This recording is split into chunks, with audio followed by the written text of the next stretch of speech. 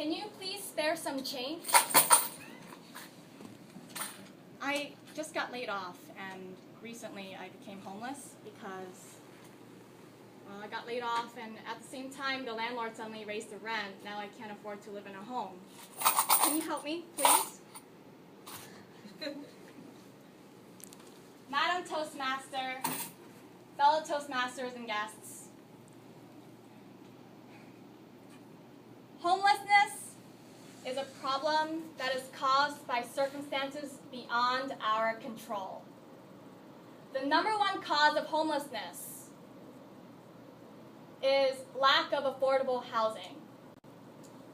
Just as Jimmy McMillan said in his 2010 campaign for governor, he said, "The rent is too damn high."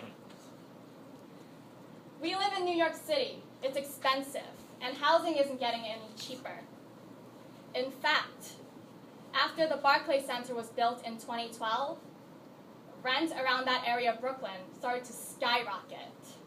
Low-income people who have been living in those neighborhoods for decades now suddenly are forced to move out because they can't afford the rent anymore, and they have nowhere to go.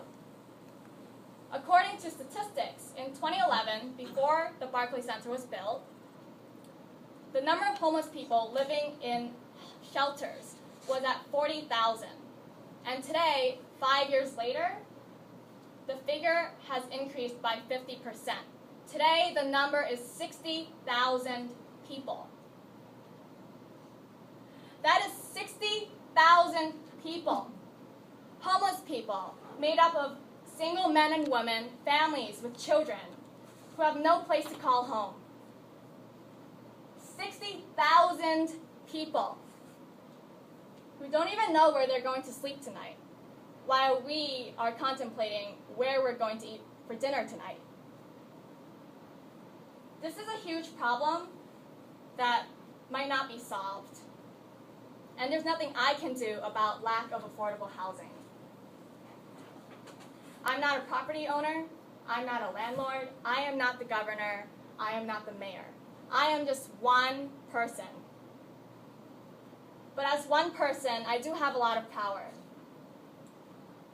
I can help homeless people by making them feel at home without a home. I will buy them blankets. I will treat them to lunch or to dinner. And then after they eat, I will ask them, just like they are real people, what happened to you? What is your story? I want to know. I will have conversations with them and make them feel at home without a home, rather than just dropping some change into a cup and continue on with my day. When I was in Washington, D.C., I met a man named Charles Powell. Charles has been homeless for the past 20 years, and he lives in a shelter. I did my usual routine. I bought him some food, and then I tried to listen to his story.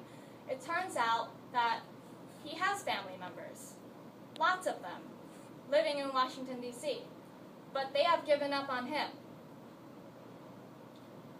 And he has given up on himself.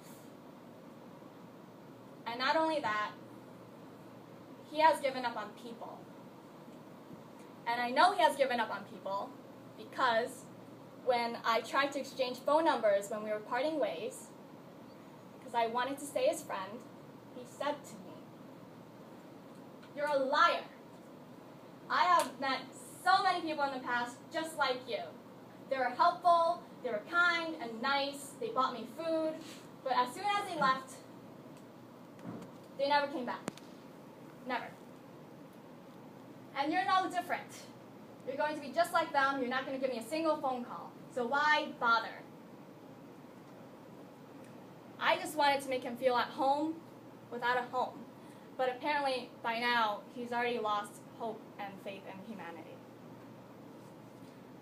A few days ago, my friend asked me, "Annie, why are you so compassionate? Why do you always help the homeless? Why do you go out of your way to help these dirty and lazy people? Can't they get a job?" why do they have to be on the street? Don't they have family that they can live with, that can support them? See, that's part of the problem. She doesn't understand. She needs to understand, and all of you need to understand that everybody has a different background, and they have different circumstances and reasons for why they end up homeless. And it actually all starts with you. It's not like these people want to be homeless. It's not like they want to be on the street rattling their cup, asking you for change. It feels demeaning and it feels shameful. Yet, we as a society, we look down on them and we give them a dirty glance, just like they're weeds growing on the sidewalk.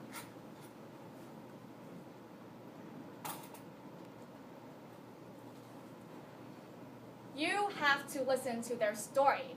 You have to be able to talk to them in order to change their life.